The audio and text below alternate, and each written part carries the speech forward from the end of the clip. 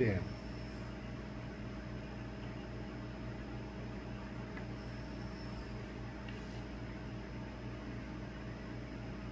Entende? Conta comigo sim, eu vou te ajudar sim.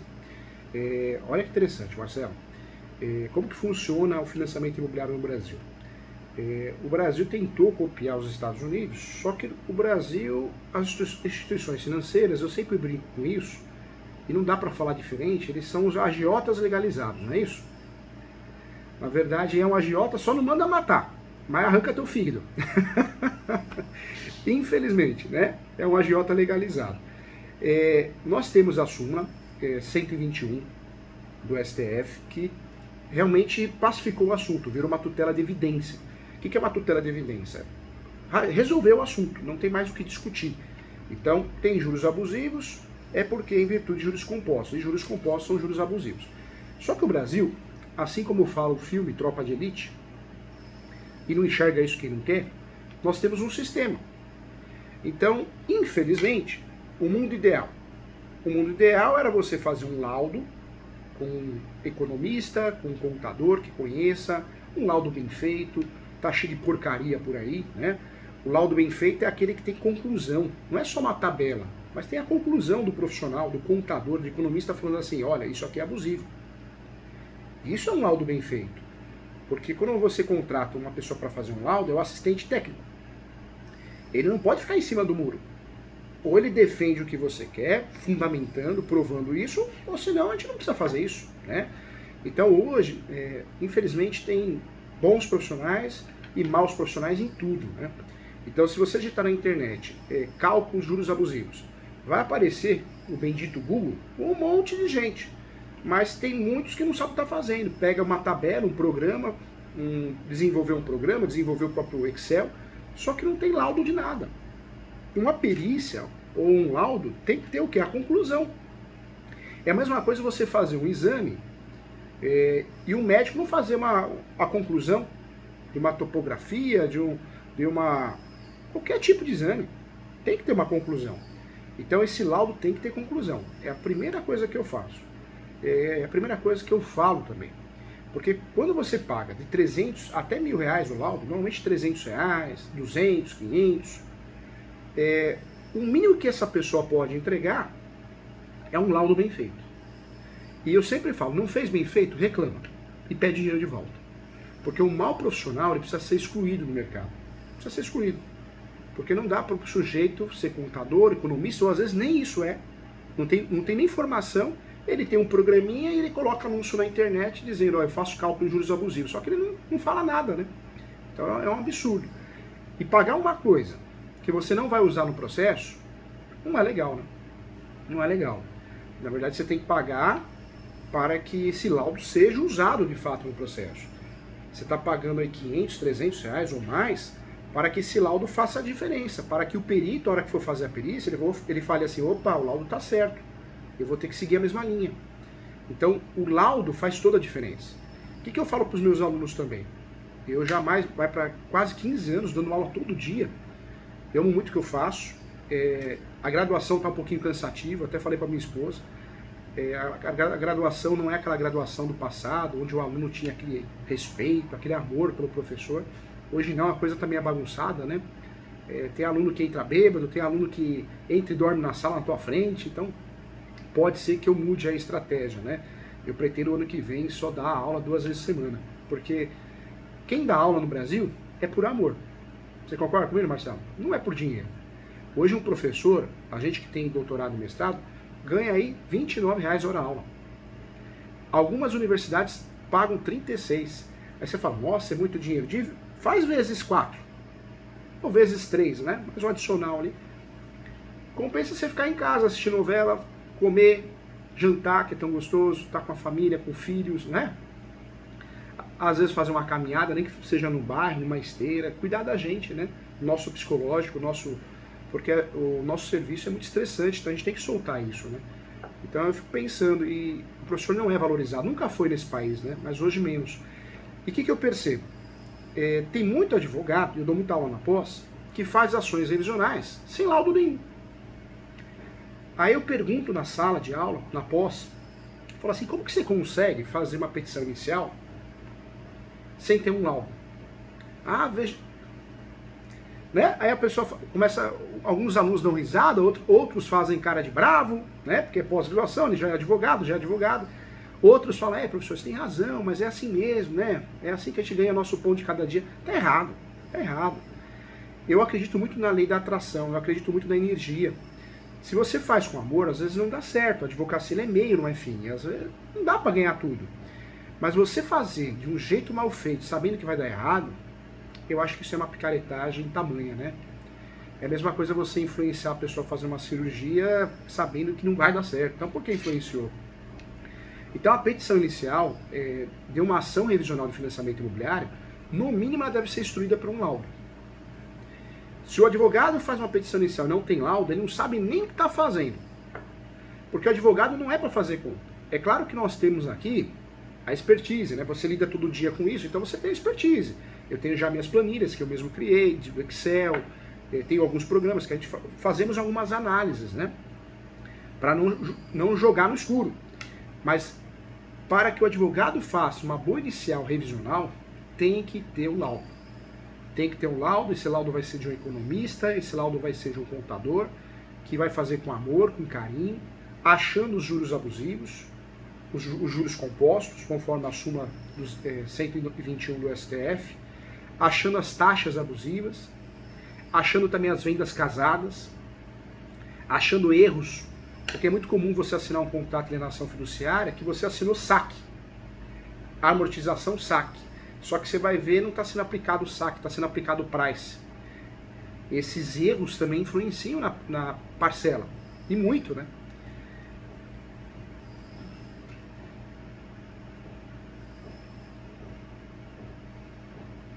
Olha lá. E infelizmente no Brasil, você pega um contrato que está expresso tabela price, aí você vai ver na hora do vamos ver, tá lá saque. Ou outros, né? Outros índices, outras bases de amortização. Infelizmente, o Brasil é o país da sacanagem, né? É o país da sacanagem. Ação revisional, eu gosto muito, acho uma ação linda. Eu estou terminando um livro agora, eu escrevo muito sobre a revisional. Esse livro está chegando aí a quase 500 páginas. Eu trago aí um estudo até da revisional em Portugal. Qual que é o problema do Brasil? A ação é linda, o instituto é lindo. O processo não está errado. O que está errado são as pessoas. Quando você distribui uma ação revisional, hoje, o que está acontecendo? Não podemos generalizar. Tem pessoas do bem e nós precisamos acreditar nisso. Eu acredito que o bem sempre vence. Mas aquele pessoal do mal faz um estrago, né? Faz um estrago danado.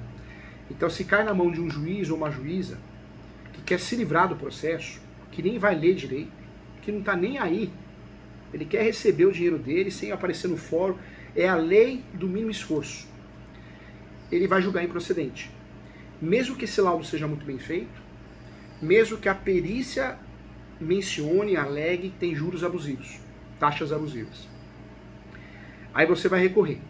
Recurso de apelação, você vai recorrer. Pode ser justiça estadual, se for Caixa Econômica, justiça federal. Recorreu, recurso de apelação. Aí você vai ter que contar com a sorte também. Porque se cai com uma turma do Tribunal de Justiça ou do Tribunal Regional Federal, que não seja tão estudiosa sobre o assunto, vai acontecer a mesma coisa. Vão se livrar do seu processo. Vão se livrar. Tratam a gente como um número.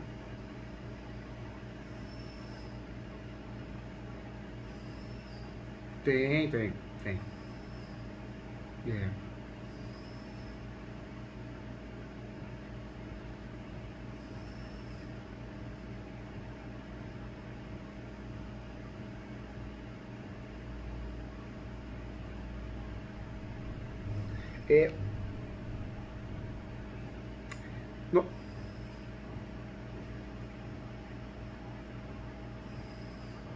Na verdade, nós temos várias jurisprudências, em vários sentidos, juros abusivos, o que é juros abusivos, no caso juros compostos, a tabela price, a tabela saque, juros de evolução de obra, que também, né, o INPC, várias situações para discutir numa ação dessa.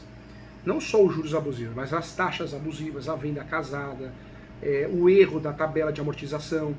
Então, Então tem muita coisa, nós temos aí pelo menos uns 40 motivos, 40 motivos para poder pedir a revisional. Erros praticados pelo banco, pela instituição financeira, que impactam no seu bolso, que impactam no aumento da parcela do financiamento imobiliário em 30% até 60%, é uma realidade. Só que qual que é o problema que nós temos hoje? É uma barreira.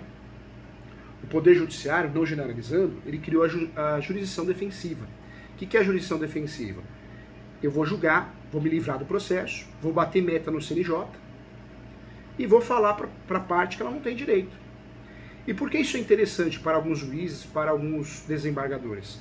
Porque quanto mais pessoas ingressam com ação revisional de juros abusivos, de financiamento imobiliário, e mais pessoas, mais brasileiros ganham essas ações, vira um ciclo, vira uma bola de neve.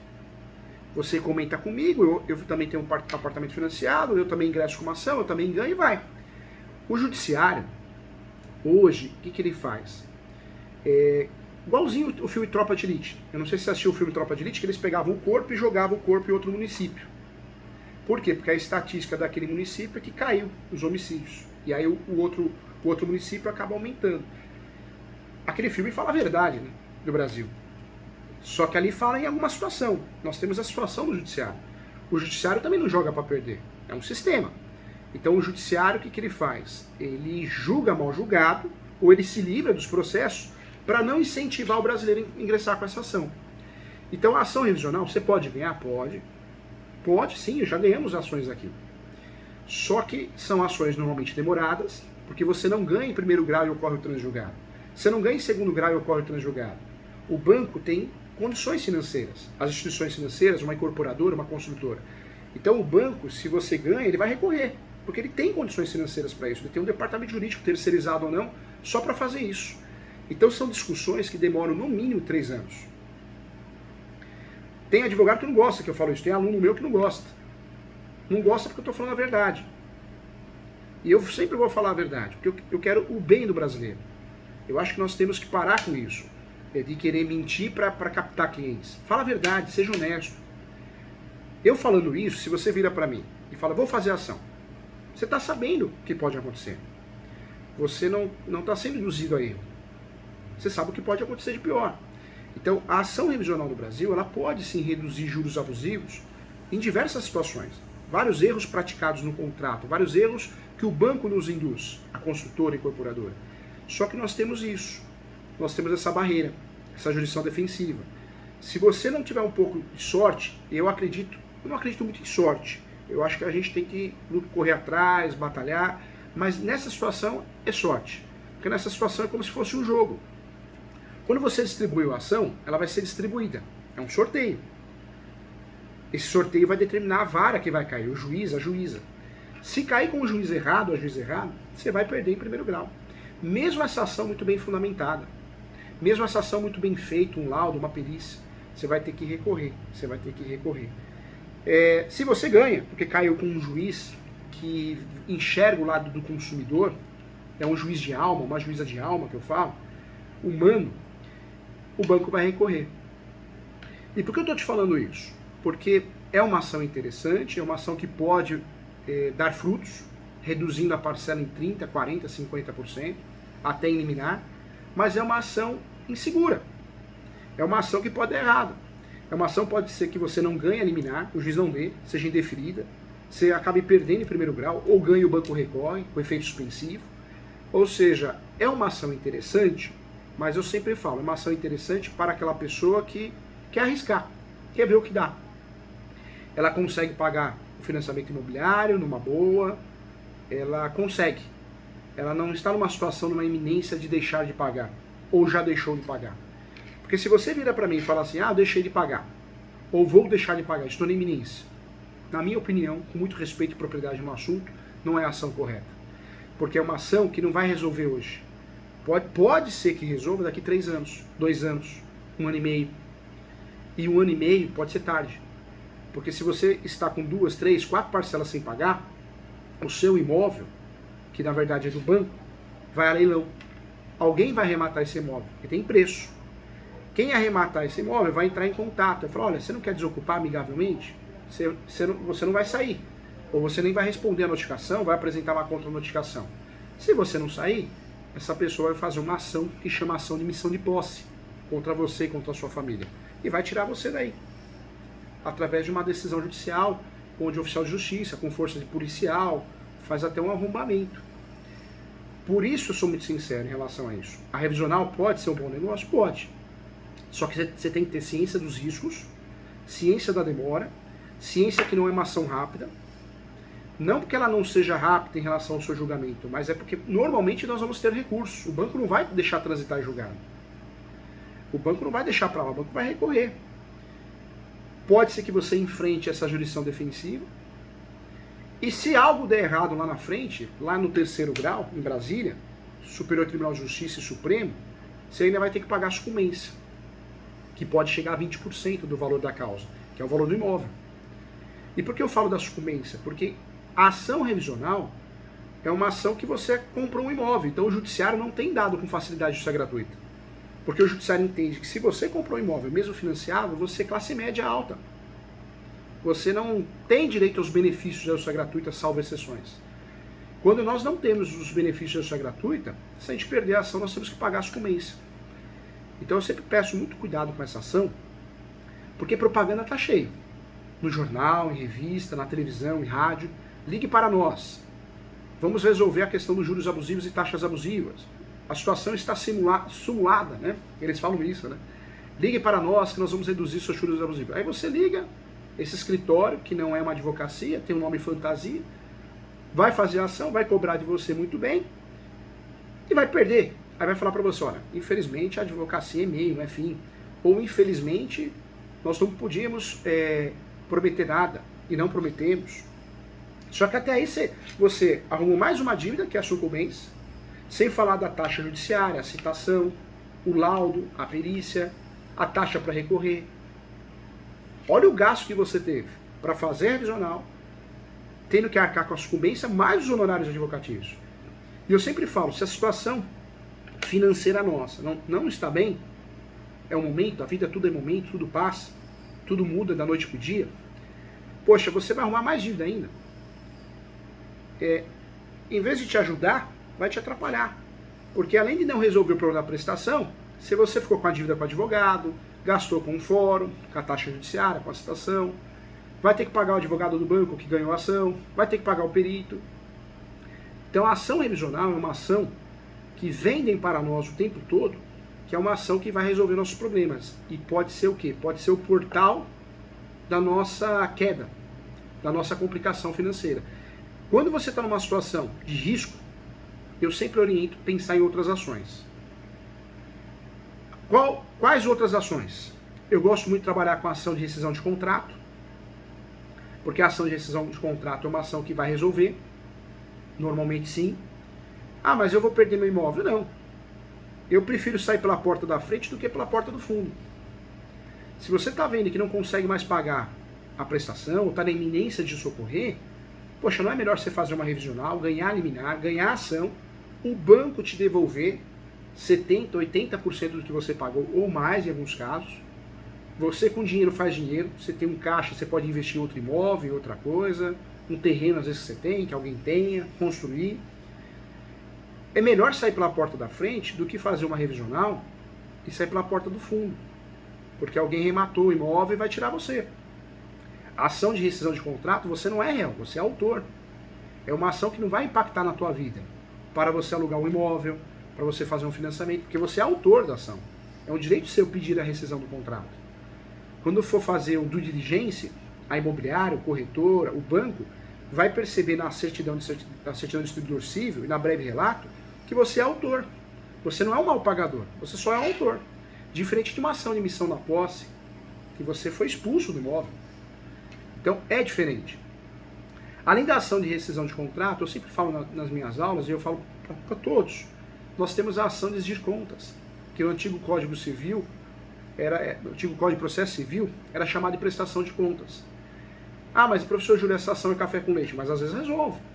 O que é a ação de exigir contas? Você processa o banco e fala, banco, eu não sei o que eu estou pagando. Para mim era a tabela price, e eu fiz o cálculo da tabela saque. Tem juros abusivos. tem juros compostos, conforme súmula 121. Eu não sei o que eu estou pagando. Eu entro no site da Caixa, do Itaú, do Santander, do Bradesco, eu tenho acesso à planilha, que normalmente eles deixam, né? A planilha você consegue ter acesso. Mas essa planilha não supre minhas dúvidas. Não tira minhas dúvidas. E quando eu ligo na ouvidoria, quando eu fui no PROCON, nada resolveu. Então, juiz, eu estou entrando com essa ação porque eu quero que o banco explique o que eu paguei, o que eu devo. Pode ser uma estratégia direta para ter essas informações e aí pensar numa outra ação de rescisão ou ação revisional, ou pode ser ainda, que já aconteceu no escritório, pode ser que marque uma audiência de conciliação. Você pode pedir isso e pode ser que o banco dê um desconto. Isso já aconteceu, isso acontece. Então é uma ação que tem efeitos direto e indireto. Já aconteceu também do banco não marcar audiência de conciliação. E o cliente fica chateado. Ah, a ação é só para isso? Não é que é só para isso. É que você optou em fazer uma ação café com leite. Porque você não quer a rescisão, mas também você não quer correr o risco da revisional. Então você fez uma ação café com leite para tentar forçar um acordo e tentar ter respostas, para amanhã pensar em outra ação. E eu gosto muito de explicar isso porque é aquele negócio, né? Depois você ganha essa ação, ganhando a ação de exigir contas, o banco é obrigado a prestar contas. Mas não vai resolver a situação também. Aí você fala, poxa, professor Júlio, essa ação não resolveu nada. Sim, você estava ciente disso. É uma ação para que você crie provas, para pensar em outra ação. Ou é uma ação para você resolver numa audiência de conciliação um eventual acordo. Então eu gosto muito de falar dessa ação. E no Brasil também, nós temos algumas teses também, que é a ação de perdas e danos. Precisa do laudo também. Esse laudo técnico, o contador, o economista, vai apontar os juros compostos, as taxas abusivas, venda casada. Como isso é um ato ilícito, pelo Código de Defesa e Proteção ao Consumidor, você pode pedir danos morais e danos materiais, porque o dano moral é psicológico, mas o dano material é aquilo que você pagou a mais. E tem dado certo também. Só que qual que é o problema? Que essas indenizações de dano moral são baixas, né? São 3 mil, 5 mil. E aí tem que ser feito um laudo muito bem elaborado para que você consiga ganhar os danos materiais. Para que ocorra aí um valor mais coerente do que você precisa. Mas eu também vou ser sincero. Hoje, se você receber 20 mil reais de perdas e danos, danos morais e danos materiais, vai resolver? Claro que ganhar 20 mil reais ajuda. Só que você está com a prestação ali. Porque ganhar ação de perdas e danos não vai resolver o valor da prestação. Não vai. A prestação continua a mesma. Você só vai receber um valor em virtude do ato ilícito praticado pelo banco, pela instituição financeira, pela construtora, incorporadora. Então, no cenário jurídico hoje, nós temos essas 4 ações. Tudo que eu estou te contando é com base na prática. E se conferir isso na jurisprudência, você vai ver que eu estou falando a verdade. Infelizmente, nós temos várias súmulas, né, que dizem que é juros abusivos, juros compostos, mas os julgados não têm traduzido essa realidade jurisprudencial.